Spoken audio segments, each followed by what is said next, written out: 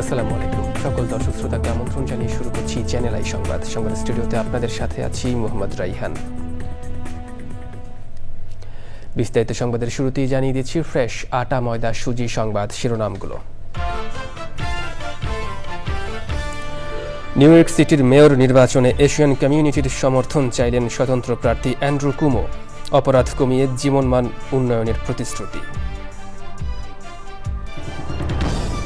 আগামী বছর হজ পালন করতে পারবেন বাংলাদেশের ৮২,০০০ মানুষ। নভেম্বরের দ্বিতীয় সপ্তাহে বাংলাদেশ সৌদি সরকারের মধ্যে চুক্তি। চ্যানেল আই সংবাদের নতুন সংযোজন প্রবাস সংবাদের যাত্রা শুরু। প্রবাসীদের আশা আকাঙ্ক্ষা তুলে ধরতে বাংলাদেশ সময় প্রতিদিন ভোর ৫টায় সম্প্রচার। এবং জন্মদিনের শুভেচ্ছায় সিক্ত প্রকৃতি বন্ধু বীর মুক্তিযোদ্ধা মুকিত মজুমদার বাবু। প্রকৃতি রক্ষায় গড়ে তুলেছেন প্রকৃতি ও জীবন ফাউন্ডেশন।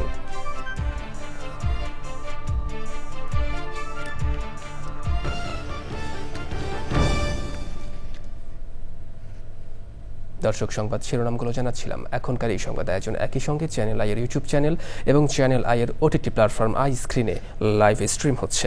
এবার বিস্তারিত প্রসঙ্গ। নিউ ইয়র্ক সিটির অপরাধ কমিয়ে জীবনমান উন্নত করার প্রতিশ্রুতি দিয়ে এশিয়ান কমিউনিটির সমর্থন চাইলেন স্বতন্ত্র প্রার্থী অ্যান্ড্রু কুমো। সমর্থন দেওয়ার পাশাপাশি নানান দাবি তুলে ধরেছেন এশিয়ান কমিউনিটির নেতারা। শমিক আহমেদের রিপোর্ট। ৪ নভেম্বর অনুষ্ঠিত হবে বিশ্বের রাজধানী খ্যাত যুক্তরাষ্ট্রের নিউ ইয়র্ক সিটির মেয়র নির্বাচন। মূল প্রতিদ্বন্দ্বিতা হবে ডেমোক্রেটিক প্রার্থীর জোহরান মামদানি ও স্বতন্ত্র প্রার্থী অ্যান্ড্রু কুমোর মধ্যে। ভোট ইস্যুতে নানা কমিউনিটিতে বিভক্ত বৈচিত্র্যময় নিউ ইয়র্ক শহরের বাসিন্দারা। প্রার্থীরা তাই ছুটে যাচ্ছেন কমিউনিটির নেতাদের কাছে, দিচ্ছেন নানা প্রতিশ্রুতি। নিউ ইয়র্কের সাবেক গভর্নর ও মেয়র প্রার্থী অ্যান্ড্রু কুমোর সমর্থনে কুইন্সে এক আয়োজনে এবারের ভোটের গুরুত্ব নিয়ে কথা বলেন এশিয়ান কমিউনিটির নেতারা।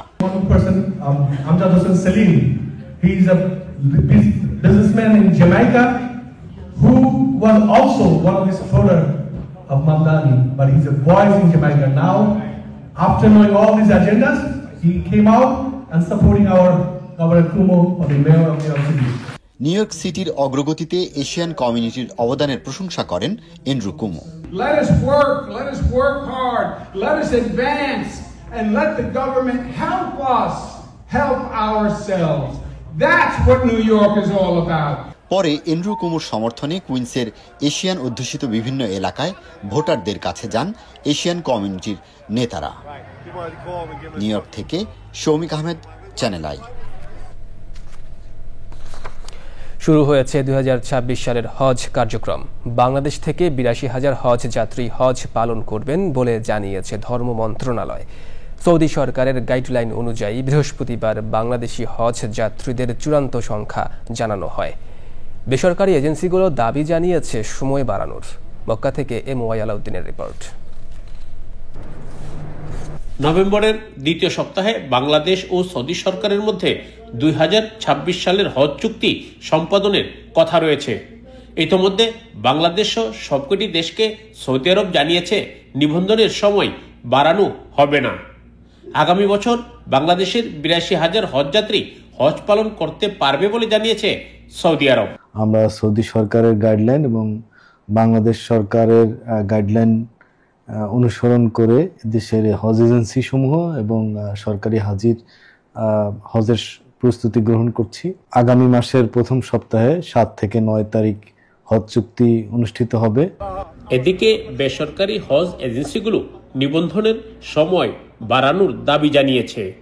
আমি মনে করি এই মাসের ৩০ তারিখ পর্যন্ত যদি এই রেজিস্ট্রেশন বর্ধিত করা হয় তাহলে প্রায় ৮০-৯০ হাজার হাজি কোটা পূর্ণ হবে। এই প্রথম সৌদি সরকারের টাইমলাইন অনুযায়ী বাংলাদেশের হজযাত্রীদের চূড়ান্ত সংখ্যা জানাতে পেরেছে বাংলাদেশের ধর্ম মন্ত্রণালয়। যদিও এবছর বাংলাদেশের হজযাত্রীর সংখ্যা ৮২,০০০, তবে এই ধারা অব্যাহত থাকবে বলে মনে করছেন সংশ্লিষ্টরা। সৌদি আরবের মক্কা থেকে এমওয়াই আলাউদ্দিন, চ্যানেল আই। হৃদয়ে বাংলাদেশ, প্রবাসেও বাংলাদেশ, এই স্লোগানকে ধারণ করে যাত্রা শুরু হলো চ্যানেল আই সংবাদের নতুন সংযোজন প্রবাস সংবাদ। বাংলাদেশ সময় প্রতিদিন ভোর ৫টায় সম্প্রচার করা হবে প্রবাসীদের নিয়ে এই বিশেষ আয়োজন।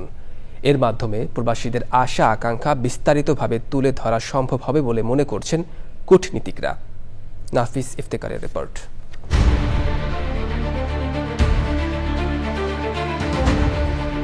দেশ থেকে হাজার মাইল দূরে থেকেও মাটির টানে বাঁধা প্রবাসীরা বিদেশের মাটিতে কঠোর পরিশ্রমের ফল রেমিটেন্স, যা দেশের অর্থনীতিতে প্রাণ যোগাচ্ছে। সংস্কৃতি, সংগঠন আর মানব সেবায় তারা জিতে নিচ্ছেন ভিনদেশীদের হৃদয়। তাদের খবর জানাতেই চ্যানেল আই সংবাদের নতুন সংযোজন প্রবাস সংবাদ।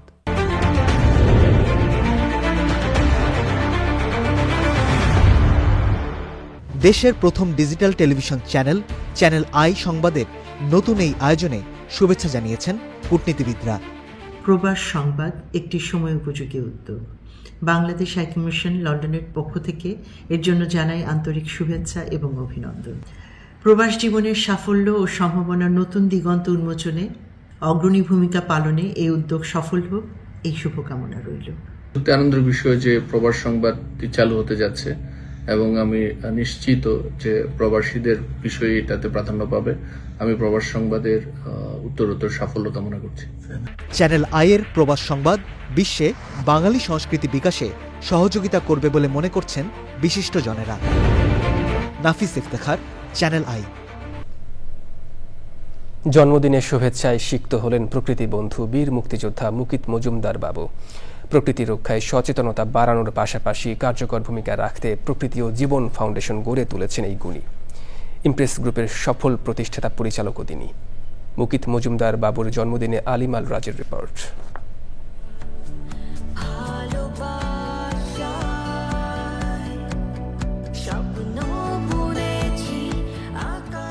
প্রাণ প্রকৃতির সঙ্গে তার নিবিড় সখ্য। প্রকৃতির আনন্দ বেদনা সমস্যা সম্ভাবনা অনুভব করেন অন্তরাত্মা দিয়ে। তিনি প্রকৃতি বন্ধু মুকিত মজুমদার বাবু।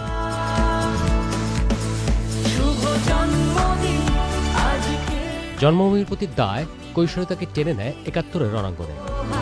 বীর মুক্তিযোদ্ধা মুকিত মজুমদার বাবু সবুজ বাংলা গড়ে তোলার স্বপ্নে ২০০৯ সালে প্রতিষ্ঠা করেন প্রকৃতি ও জীবন ফাউন্ডেশন।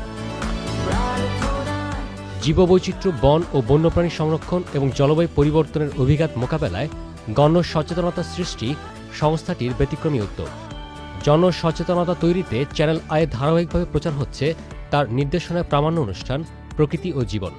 প্রকৃতি সংরক্ষণে বিশেষ অবদানের জন্য তিনি প্রবর্তন করেছেন প্রকৃতি সংরক্ষণ পদক। দেশ জুড়ে গড়ে তুলেছেন সবুজ কমিউনিটি, প্রকৃতি ও জীবন ক্লাব। পরিবেশ নিয়ে বহুমাত্রিক কাজের স্বীকৃতি হিসেবে মুকিত মজুমদার বাবু ওয়াইল্ড লাইফ কনজারভেশন পদকের পাশাপাশি পেয়েছেন জাতীয় পরিবেশ পদক। এছাড়াও দেশ বিদেশি অসংখ্য পুরস্কার ও সম্মাননায় ভূষিত হয়েছেন পরিবেশবিদ মুকিত মজুমদার বাবু এবং তার প্রতিষ্ঠান প্রকৃতি ও জীবন ফাউন্ডেশন। প্রকৃতির প্রতি দায়বদ্ধতা ও চেতনা থেকে নিয়মিত জাতীয় দৈনিকের পাশাপাশি লিখে চলেছেন নানা মাধ্যমে। সম্পাদনা করছেন প্রকৃতি ও জীবন শিরোনামে জাতীয় দৈনিকে রঙিন একটি পূর্ণাঙ্গ পাক্ষিক পাতা এবং ত্রৈমাসিক পত্রিকা প্রকৃতি বার্তা। জন্মদিন উপলক্ষে সাভারের centre for rehabilitation of the paralysed সিআরপিতে প্রকৃতি বন্ধুর সময় কাটান পক্ষাঘাতগ্রস্ত শিশুদের সঙ্গে।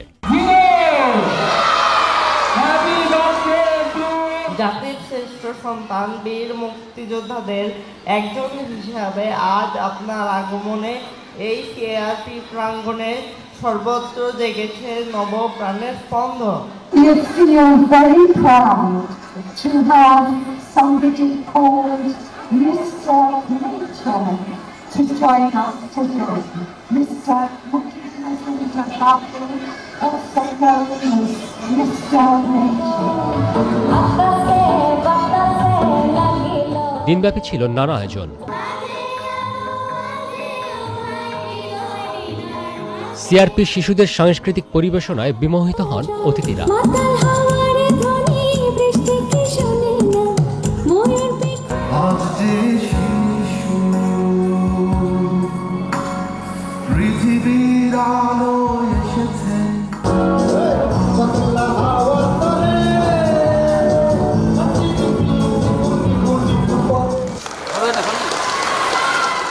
প্রকৃতি রক্ষায় নিজের অঙ্গীকার পুনর্ব্যক্ত করে সবাইকে এগিয়ে আসার আহ্বান জানান প্রকৃতিপুত্র বীর মুক্তিযোদ্ধা মুকিত মজুমদার বাবু। আজকে আমার জন্য বিশেষ দিন এবং তোমাদের সাথে এই বিশেষ দিনটা ভাগ করে নিতে পারা আমার জন্য কিন্তু একটা বিশাল পাওয়া। এখানে অনেকেই নানা অসুবিধায় আছো, তোমরা নানা ধরনের শারীরিক সমস্যা আছে, কিন্তু তোমাদের মধ্যে যে প্রতিভা আছে এই প্রতিভাকে কিন্তু আমাদের জাগিয়ে রাখতে হবে এবং তোমাদের এই প্রতিভাগুলোকে যাতে তোমরা বিকশিত করতে পারো সেটাও কিন্তু আমাদের চেষ্টা রাখতে হবে। বাংলাদেশে কিন্তু অনেক সমস্যা, নানা ধরনের সমস্যা এবং এই নানা ধরনের জিনিস আমাদের চারপাশে রয়েছে, তাকে কিন্তু ভালো রাখার দায়িত্ব আমাদের সবার। আজকে আমরা যদি ভালো থাকতে চাই, আমাদের ভালো পরিবেশ রাখতে চাই, তাহলে কিন্তু আমাদের সবাইকে সচেতন হতে হবে। তোমরা আমরা সবাই মিলে এই দেশটাকে ভালো রাখবো এবং এই পরিবেশ প্রকৃতিকে ভালো রাখবো, তাহলেই আমরা ভালো থাকবো। জন্মদিনে বিশেষ চাহিদা সম্পন্ন শিশুদের সাথে আনন্দ ভাগাভাগি করা নেয়ার পাশাপাশি উইলিয়াম অ্যান্ড মেরি টেইলর স্কুলের শিক্ষার্থীদের যথাযথ শিক্ষা নিশ্চিতে প্রদান করেন আর্থিক অনুদান। আয়োজনের শেষ পর্বে প্রকৃতি ও জীবন মিউজিক ক্লাবের পরিবেশনায় মন্ত্রমুগ্ধ দর্শক।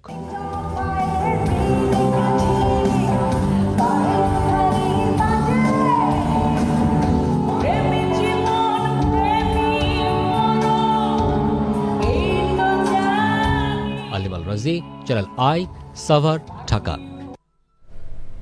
দর্শক দেখছেন চ্যানেল আই সংবাদ। এবার বিরতি। শীতলক্ষ্যা সহ ঢাকার আশেপাশের 5টি নদী দূষণমুক্ত করতে বিশ্বব্যাংকের সঙ্গে সরকার চুক্তি করবে বলে জানিয়েছেন পরিবেশ, বন ও জলবায়ু পরিবর্তন বিষয়ক উপদেষ্টা সৈয়দা রিজওয়ানা হাসান। শনিবার শীতলক্ষ্যা পরিদর্শন শেষে পরিবেশবিদরা বলেছেন নদী রক্ষায় দ্রুত কার্যকর উদ্যোগ নিতে হবে। সৈয়দ মাদি হদিতের রিপোর্ট। নদী রক্ষায় সচেতনতার বার্তা নিয়ে রিভার ফেলোশিপ কর্মসূচিতে পরিবেশবাদীদের শীতলক্ষ্যা নদী পরিদর্শন। সরেজমিনে দেখা যায় ইটভাটা ও কারখানার বিষাক্ত বর্জ্যে দূষিত হচ্ছে নদী। এমন বাস্তবতায় শীতলক্ষ্যা রক্ষায় দ্রুত কার্যকর পদক্ষেপ নেওয়ার আহ্বান। একটি নদী হলেও আমরা যেন মানুষকে উদাহরণ হিসেবে তুলে ধরতে পারি যে এই নদীটা নিয়ে আমরা কাজ করেছিলাম। শিরা উপশিরা যেমন শরীরের রগ আছে, দেশের হচ্ছিল আমাদের এই নদীটা হচ্ছিল উপশিরা, সেই জায়গা থেকে আসলে আমরা রক্ষা পাবো না। আমাদের সম্মেলনের মধ্য দিয়ে, আমাদের এই তৎপরতার মধ্য দিয়ে যেন এই শীতলক্ষ্যার জন্য তুরাগের পরিণতি ভোগ না করে। সমন্বিত উদ্যোগে সংকট সমাধান সম্ভব বলছেন নীতি নির্ধারকরা। পানি আইনের উপর ভিত্তি করে আমরা কিন্তু বিশ্বব্যাংকের সাথে একটা কর্মপরিকল্পনা গ্রহণ করেছি, যেখানে শীতলক্ষ্যা, বালু, তুরাগ এবং ধলেশ্বরী এই 4টা নদীকে দখল এবং দূষণমুক্ত করার আমরা একটা 5 বছরের পরিকল্পনা নিয়েছি। পরে গাজীপুরের কাপাসিয়ায় ধাঁধারচর পরিদর্শন শেষে রূপগঞ্জে এসে যাত্রা শেষ হয়। পরিবেশবাদীরা বলছেন দ্রুত কার্যকর উদ্যোগ না নিলে ভবিষ্যৎ প্রজন্ম থেকে হারিয়ে যাবে শীতলক্ষ্যা নামের এই নদীটি। সৈয়দ মাদি হদিত, Kapasia, Gazipur. DMF excellence award 2025 পেলেন চ্যানেল আই অনলাইনের ক্রীড়া সাংবাদিক আবু রায়হান ইফাত। ডিজিটাল মিডিয়া ফোরামের আয়োজনে শনিবার রাতে রাজধানীতে এক আয়োজনে পুরস্কার তুলে দেওয়া হয়। বিভিন্ন ক্ষেত্রে অবদানের জন্য মোট 19টি বিভাগে 26 জন সাংবাদিককে পুরস্কার দেওয়া হয়েছে। ক্রীড়া সাংবাদিকতা বিভাগে পুরস্কার পেয়েছেন ইফাত।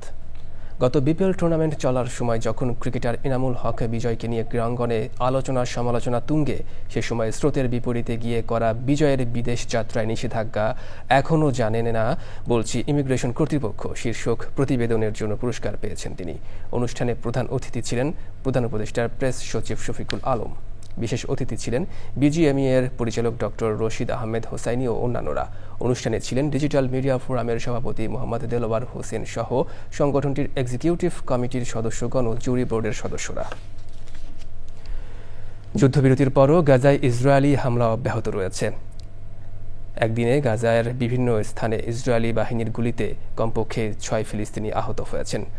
অক্টোবরে যুদ্ধবিরতি শুরু হওয়ার পর থেকে ইসরায়েলি হামলায় গাজায় কমপক্ষে 93 জন নিহত হয়েছে। ইসরায়েলিরা অধিকৃত পশ্চিম তীর জুড়ে বেশ কয়েকটি ফিলিস্তিনি বাড়িঘর, সম্প্রদায় এবং কৃষিজমি লক্ষ্য করে হামলা করেছে। গাজায় যুদ্ধ শুরু হওয়ার পর থেকে ইসরায়েলের হামলায় কমপক্ষে 68,519 জন নিহত এবং 1,70,382 জন আহত হয়েছেন। গাজা উপত্যকায় কমপক্ষে 15 লাখ মানুষের জরুরি সহায়তা প্রয়োজন বলে জানিয়েছে জাতিসংঘ। এবার নিটল টাটা কৃষি সংবাদ।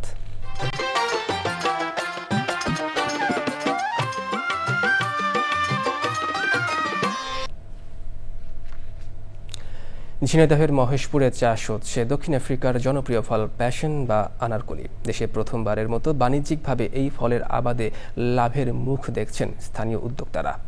কৃষি বিভাগ বলেছে, নতুন এই ফলের চাষ সম্প্রসারণে দেওয়া হবে সব ধরনের সহযোগিতা। ঝিনাইদহ থেকে শেখ সলিমের তথ্য, ভিডিও চিত্রে আলমুকসিদের রিপোর্ট। সবুজ লতাগুলোতে ঝুলছে গোলাকার প্যাশন ফল। এই বিদেশি ফলের বাণিজ্যিক চাষ শুরু করেছেন মহেশপুর উপজেলার পান্তাপাড়া গ্রামের তরুণ কৃষক মাহমুদুল হাসান স্ট্যালিন। আমি 2 শতক দিয়ে প্রথমে শুরু করছিলাম ট্যাং ফল বা আনারকলি। এখন বর্তমান আমার 2.5 বিঘা আনারকলি ফলের বাগান। আমি চিন্তা ভাবনা করছি আরো সামনে 2 বিঘা বাড়াবো।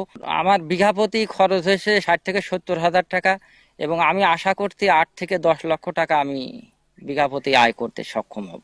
ঢাকা সহ দেশের বিভিন্ন জায়গা থেকে ব্যবসায়ীরা বাগান থেকেই কিনে নিচ্ছেন এই ফল। এর আগে কখনো আমরা দেখি নাই।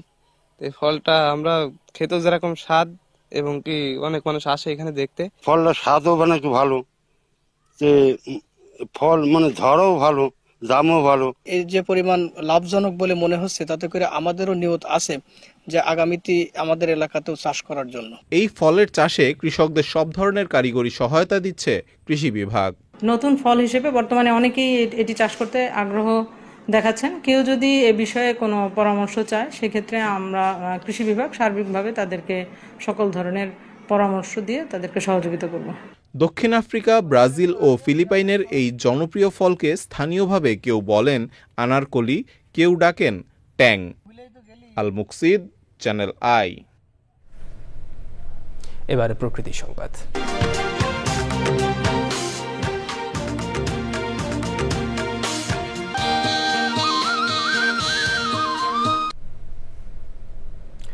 কোমলমতি শিশুদের শিক্ষার বাতিঘর সরকারি প্রাথমিক বিদ্যালয়, সেখানেই এখন হাঁটু পানি।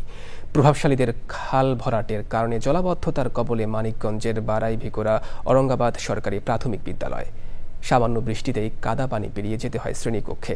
এতে শিক্ষা কার্যক্রম ব্যাহত হওয়ার পাশাপাশি খেলাধুলার মাঠ না থাকায় কোমলমতি শিক্ষার্থীদের শারীরিক ও মানসিক বিকাশে ব্যাঘাত ঘটছে।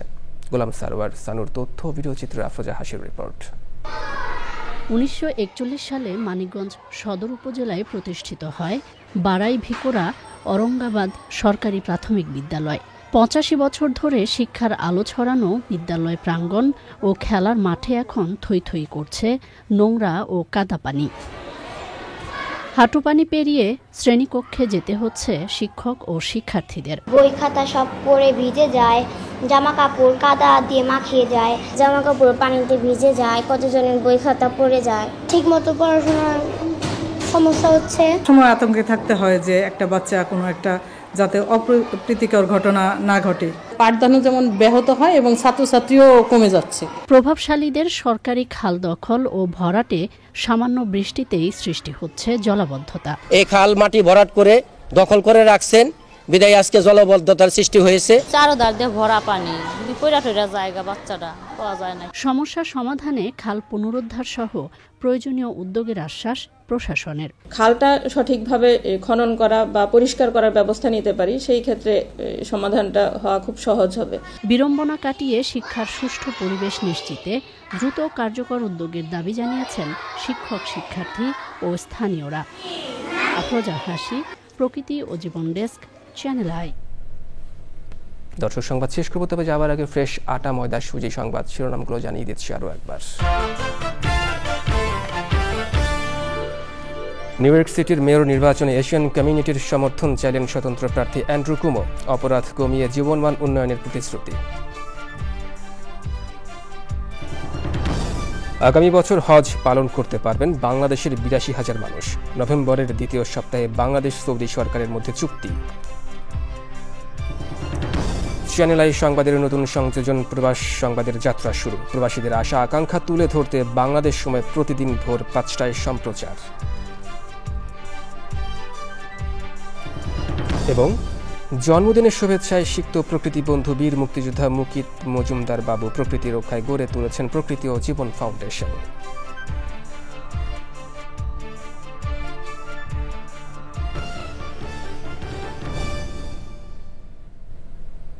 দর্শক, চ্যানেল আই সংবাদ এখনকার মতো এই পর্যন্তই। এতক্ষণ সঙ্গে থাকার জন্য ধন্যবাদ সবাইকে।